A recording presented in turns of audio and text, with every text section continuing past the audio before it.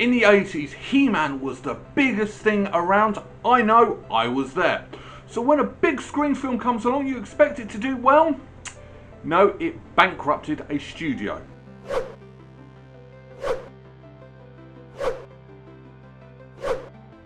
Masters of the Universe is a 1987 American science fantasy action film directed by Gary Goddard. It's based on the Mattel toy line of the same name and tells the story of two teenagers who meet the mighty He-Man, who's arrived on Earth by chance from the planet Eternia and now goes on a mission to save the universe from the mighty evil Skeletor, his nemesis. When the film was released, it was a critical and commercial failure, but nowadays is classed as a cult classic. So what could have made the film better? Well, that's what I do best, and I'm going to be talking about 10 things that could make Masters of the Universe better. Number 10. Set on our Earth. So, as regular viewers of my show know, this is a rule on this channel. If a film is based on a property that's set on another planet, it goes on this list. There's no reason for it, and this film is no exception at all. The TV series, the cartoons, the toys are all based on the planet Eternia, and they set this film on Earth. Why? It makes it more confusing, and it actually dulls the story, and especially in this case as the beginning and end set on Eternia. The rest of it, why? It doesn't make sense. There was no need for it. Number 9. Films came out after the He-Man craze. He-Man actually originally got launched in 1982. Yes, I'm going to give a bit of a history lesson here today, but yeah, it got launched in 1982 and it got super popular very quickly on both sides of the Atlantic. As you know, I'm in the UK, and yeah, He-Man was huge over here. And in the height of its peak was in 1985, but by 1986 and 1987, the popularity had waned. It was going on a bit. No one really was interested in it. So when this film comes out in 1987, the popularity's gone. It's past its peak. Not as many people care about He-Man. What they should have done is released it during the peak, or waited God knows how many years when nostalgia's sticking in. I mean, nowadays, a He-Man film would actually do a lot popular than it did back then. And there is one in development for Netflix. Why Netflix? But hey ho, that's a different story. But yeah, releasing the film after the popularity probably hurt this film a lot. Number 8. Using paintings, not models. So at the very beginning of this film, we actually see this beautiful painting, and I'm not going to say it's an appalling painting, it's a beautiful painting of Castle Grayskull. And it's a brilliant painting, but it doesn't work on a live action big screen film. You could so tell it was a painting, especially as they zoom in and you can see all the brush marks on it as well. They should have used a model. It would have looked a lot more better. You would have actually had that depth to it as well. And before anyone says that would have cost them too much money, no, you could have just run to your local toy store, buy a model of Castle Grayskull, come back and just repaint it. Do a painting for the background, but use the actual model. It would have looked so much cooler, it looked so much better. But yeah, the film is so obviously a painting, and it's not something you want to see at the very beginning of a film. Number 6. Ripping off other films' music. The film's music was actually scored by Bill Conti. You know, the bloke who did Rocky films. So you'd think you're going to get something amazing, something brilliant, and something original. But no, you don't. Watching the opening title credits, you could be forgiven for thinking you are watching Superman, because the film's music sounds so much like the opening tune for Superman. But that's not all worse. When Skeletor first appeared, the music actually sounds like it's coming from Star Wars. Now obviously the music isn't actually from these films, it's like a variation of it, but still you're thinking of other films, not the film I'm watching. Which is a shame, because Bill Conti is a brilliant composer. He's done some fantastic stuff. It just wasn't original in this film. Number 5. First act. The beginning of this film actually feels more like an ending of a different film. A better film as well. It's like Skeletor's won. He's taken over Castle Grayskull. He's beaten the bad guys. He has won. End of. The beginning of this film, he's won. And the rest of the film is them trying to get back at it. Now, that would be good if it was in the final act, the third act of the film, but it's not. This is the beginning of the film. How did he do it? Now, they do explain all this during the film, but it also makes it sound like that would have been a better film than the one we got.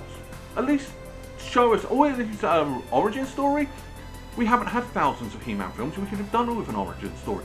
But no, it wasn't actually that good. So why showing the end of another film at the beginning of this film? Number 4, He-Man killing. One thing that's always been a rule on the cartoon TV series is that He-Man does not kill.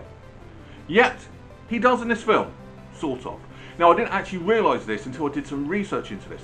All the people that He-Man kills in this film, which is still wrong, are apparently robots. I never got that impression once during this film. I just thought they were soldiers working for Skeletor. But apparently they're all robots? Okay. But no, I didn't believe it. I don't buy it. I think they put that in afterwards when the people who made He-Man was like, you can't have He-Man killing. Well, no, you can't. He-Man was the utmost righteous person ever who never, ever, ever kills. And yet he was killing bad guys left, right and centre.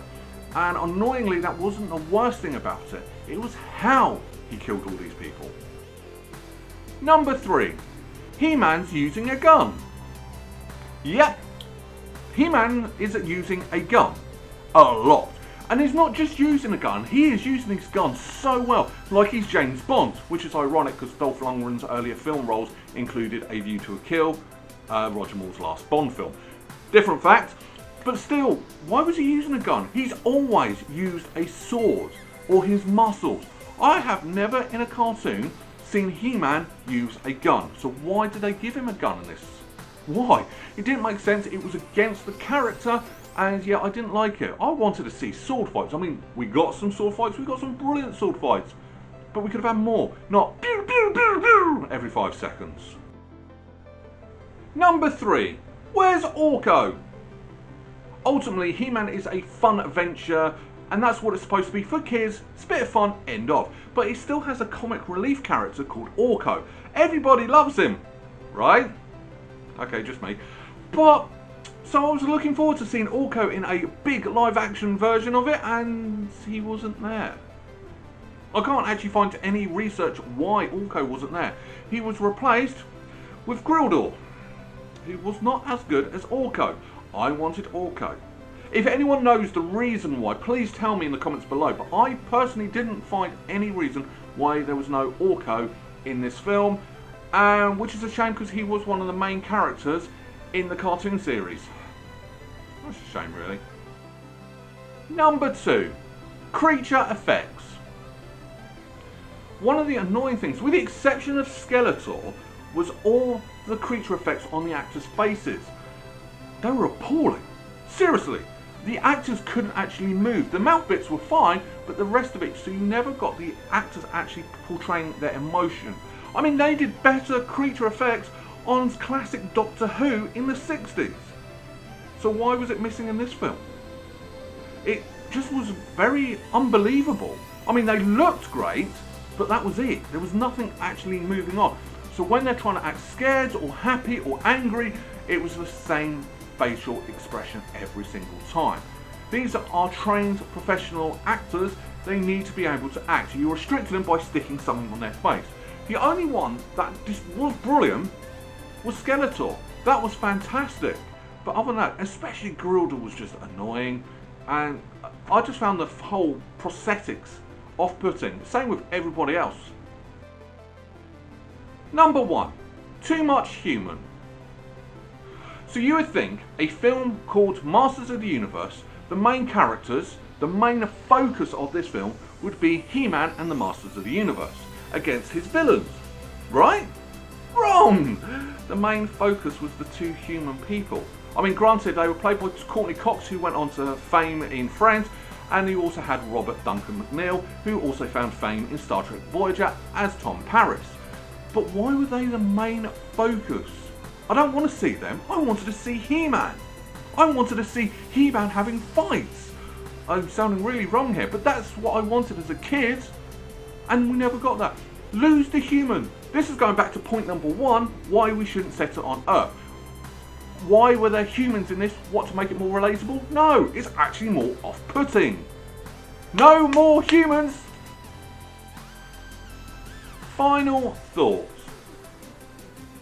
So when I first watched this as a kid, I thought this film was appalling, and I hated this film, and I've probably only ever watched it once. As an adult, yeah, the film's still appalling, but it's more of a cheesy appalling. I actually do appreciate it's a little bit better. It's a lot more accurate and close to the source material than the last 2 videos I've reviewed, but still, there was still a lot wrong with it. And a lot of it was more behind the scenes stuff than what we actually see. On the screen, it's actually a good, enjoyable film if you sort of take out the human elements of it. Frank Welker was awesome as Skeletor. He had me laughing when I was watching this as an adult. Dolph Lundgren as He-Man was actually perfect as He-Man. Especially at that stage in his career, he's still quite new, he's still quite green. That comes across in his performance, but strangely enough, it makes the performance better. If you got a more experienced actor, I don't think it would have worked as well. So yeah, Dolph Lundgren's inexperience actually benefited. And I also did enjoy He-Man and Man of Arms' little banter going on, because you could actually see that happening, and it was brilliant. The story, as I said, is a bit all over the place. Why start it at the end of a previous film that never got made is an annoyance. The special effects are not as good. There's so much wrong with this film, but it's still actually an enjoyable film. I did enjoy the film. The only part of the acting side of things I didn't like was the actress who played Teela. She was very, I don't know how to describe it. She was very, no. That was it. She was the appalling actor. As I said earlier, the music wasn't great. It was more ripping off other films, and I just got the impression I was watching those films, not watching this film. It gives more of an impression of a cheap B movie rather than a big blockbuster film, but in its heyday, it's a good cheesy film, and that's why we appreciate it a lot more nowadays than it did when it came out. So what am I going to rank it? Well, you know what? I'm actually going to be a little bit nicer. I'm actually going to give it 6. Yep, 6 out of 10 berries. Can't go any higher because it is an appalling film, but it's not as bad as what I remember it to be. But hey ho. But that was what I think. What do you think? Leave your comments below. It's a shame we never got the sequel because the studio went bankrupt, but we have got a Netflix version coming in the future, 2021, 2022. I can't remember off the top of my head. But yeah, if you want to get in touch with me, I'm on various social networking, Facebook, Twitter. Just search for @berryman81, or there's links in the description below. On to next week. I'm doing a comic book film. That's all my clue is. Same rules apply. If you know what it is, leave it in the comments and I'll pin the first correct answer. Don't forget to hit the subscribe button, like button, also share with your friends as well. And I will see you next Sunday. Till then, bye bye.